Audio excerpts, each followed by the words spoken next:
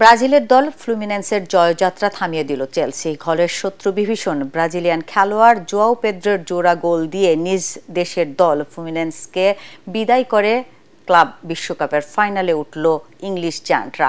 এদিকে অন্য সেমিতে আজ রাতে মুখোমুখি হবে রিয়াল মাদ্রিদ ও পিএসজি। হাই ভোল্টেজের এই ম্যাচটি শুরু হবে বাংলাদেশ সময় রাত ১টায়। পরাগারমানের রিপোর্ট।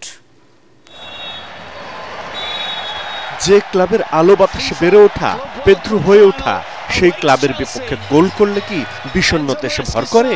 চেলসির ব্রাজিলিয়ান স্ট্রাইকার জোয়াও পেদ্রোর চেয়ে ভালো করে এই অনুভূতির ব্যাখ্যা কেউ দিতে পারবে না।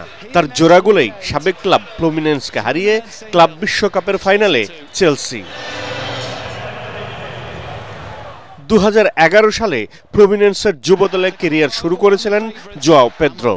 টানা ৮ বছর ২০১৯ সাল পর্যন্ত ছিলেন এই ক্লাবে।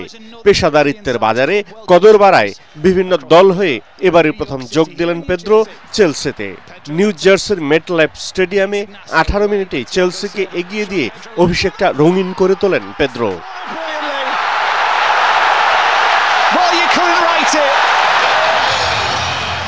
বিরতির পরও ফোকাসটা নিজের দিকেই টেনে নেন।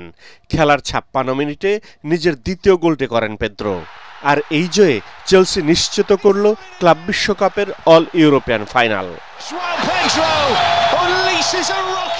এদিকে অন্য সেমিফাইনালে রাত ১টায় উয়েফা চ্যাম্পিয়ন প্যারিস সেন্ট জার্মেইকে চ্যালেঞ্জ জানাবে রিয়াল মাদ্রিদ।